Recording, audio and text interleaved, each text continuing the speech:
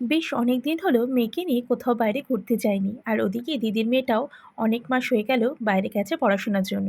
দিদি প্রায় বাড়িতে একাই থাকে, তাই সবারই মন খারাপ। মনটাকে ভালো করার জন্য সবাই মিলে ভাবলাম কিছুটা সময় কোথাও ঘুরে আসি।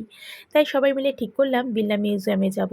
আমার মেয়েকে আগে কখনো বিড়লা মিউজিয়ামে নিয়ে যাওয়া হয়নি, আর সত্যি কথা বলতে কি আমিও ছোটবেলা থেকে কখনো বিড়লা মিউজিয়ামে যাইনি। তো ভাবলাম এখানেই যাই, সবাই মিলে সময়টা কাটাবো, বেশ দেখাও হবে, ঘোরাও হবে, আর সবার মনটাও ভালো হয়ে যাবে। তাই সবাই মিলে দুপুরবেলা খেয়ে-দেয়ে বেরিয়েছিলাম ৪ জনে মিলে বিড়লা মিউজিয়ামে। তো দুপুর পৌঁছে গেছিলাম, আর ভেতরে অনেক কিছু ছিল সেগুলো দেখার, যেগুলো দেখতে ভীষণ ভালো লাগলো। আমার মেয়েরও ভীষণ ভালো লেগেছে।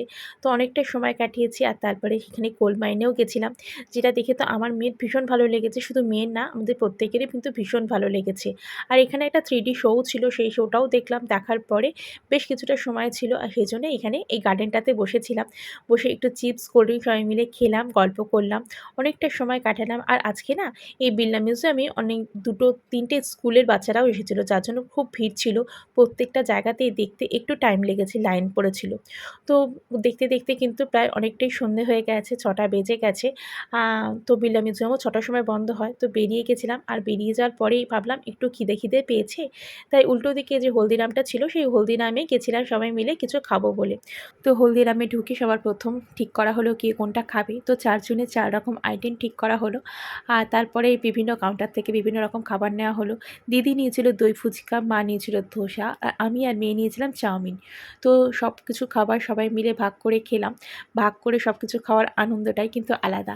আজকের দিনটা সবাই মিলে খুব ভালোভাবে কাটালাম, খুব মজা করে কাটালাম। দিদির মেয়েটা থাকলে আরও বেশি ভালো লাগতো। ওকে একটু মিস করলাম ঠিকই।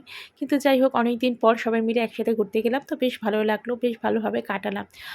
তো তোমাদের ভিডিওটা কীরকম লাগলো অবশ্যই কমেন্ট করে জানিও। যদি ভালো লেগে থাকে তাহলে লাইক করে দিও। ফেসবুক থেকে দেখলে ফলো করে দিও, ইউটিউব থেকে দেখলে সাবস্ক্রাইব করে দিও। তো চলো আজকের মতো ভিডিওটা এখানেই রাখছি। দেখা হচ্ছে একটা অন্য কোনো ভিডিওতে। ততক্ষণের জন্য টাটা।